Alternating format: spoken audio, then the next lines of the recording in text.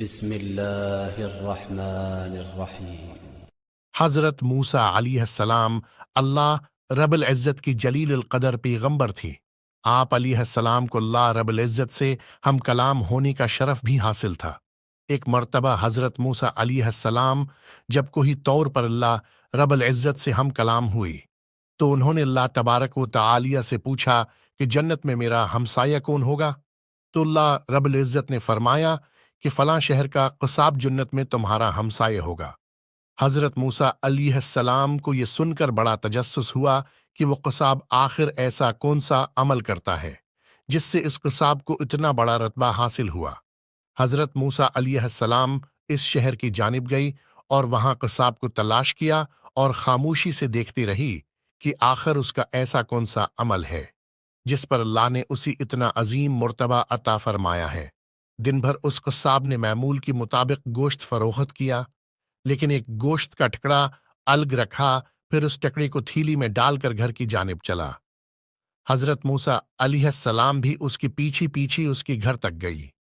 پھر حضرت موسیٰ علیہ السلام نے اس قصاب سے اس کا مہمان بننے کی گزارش کی، جو اس نے باخوشی قبول کر لی۔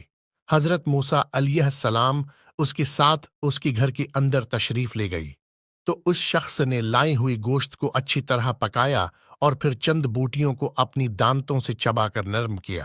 پھر گھر کے اندرونی حصے میں چارپائی پر لیٹی ایک بوڑھی خاتون کو اٹھایا، اسی پیار سے کھانا کھلایا اور اس کا بستر وغیرہ سیدھا کیا۔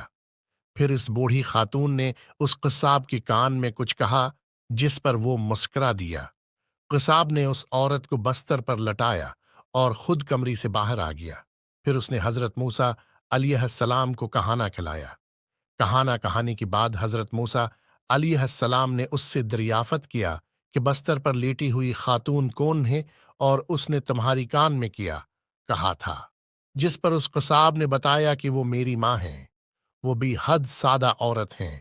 میں جب بھی ان کی خدمت کرتا ہوں اور ان کو کھانا کھلاتا ہوں تو وہ مجھے یہی دعا دیتی ہیں کہ اے اللہ میری بیٹی کو جنت میں موسیٰ کا ہمسایہ بنانا، جس پر میں مسکرا دیتا ہوں کہ کہاں میں ایک معمولی سا قصاب اور کہاں اللہ رب العزت کے برگزیدہ نبی۔ اس پر حضرت موسیٰ علیہ السلام نے فرمایا کہ میں ہی موسیٰ ہوں اور مجھے اللہ نے بتایا ہے کہ تو جنت میں میرا ہمسایہ ہوگا۔ یہی سن کر میں تمہاری زیارت کے لیے آیا ہوں۔ اللہ رب العزت سے دعا ہے کہ ہمیں بھی اپنی والدین کی خدمت کرنے کی توفیق دی اور ان کی دعائیں ہماری حق میں قبول فرمائی۔ آمین یا رب العالمین۔